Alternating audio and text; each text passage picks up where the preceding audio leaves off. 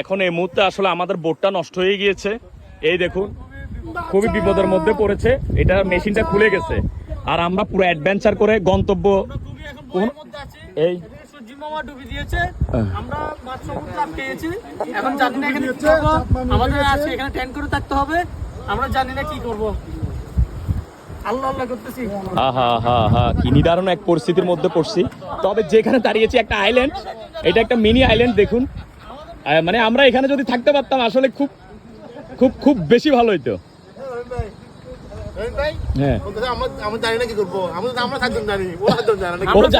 আচ্ছা, যে জানে না তাকে আমরা জানানোর ব্যবস্থা করবো রাতের বেলা। ওর মেশিনটা ঠিক আছে, আমাদের মেশিন নষ্ট। ভাই আপনার মেশিন নষ্ট। এই ভাই এই দেখুন মাঝি, আমাদের মাঝি দেখুন, এই আমাদের মাঝি, উনি এখন বর্তমানে এই নৌকার দায়িত্বে আছে। এই দেখুন আরেকটু হইলে কিন্তু নৌকা চলে যাবে, এই জন্য ধরে রাখছে, যেহেতু নৌকার মেশিন খুলে গেছে। এটা আমাদের এসপি রুবেল ভাই, দেখুন 2-3 দিন খাওয়া না খেয়ে সে একদম পানিতে, খুবই খারাপ অবস্থা। হ্যাঁ বাস, আচ্ছা আচ্ছা আচ্ছা, কি দিতাম ভাই আপনাকে, কি দিতাম? দেখেন কেমন অ্যাডভেঞ্চার হচ্ছে, বাঁশ নিচ্ছে, বাঁশ কাকে দিবে দেখি। এই দেখুন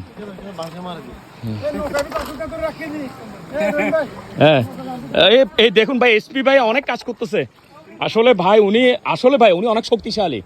4-5জন মানুষ বসে আছে, উনি একাই পুরো বোটটাকে ধরে রাখছে। উনি এসপি রুবেল, এটার একটা মিনিং আছে, এটা আরেকদিন বলবো, আজকে বলা যাবে না।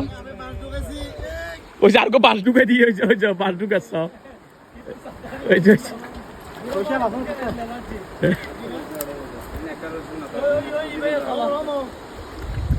আল্লাহ আর গোসল করে খেতেন না মানো।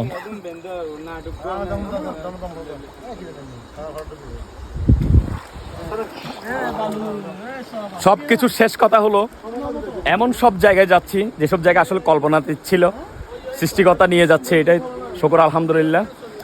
আসুন সামনে আরো কথা হবে ইনশাল্লাহ।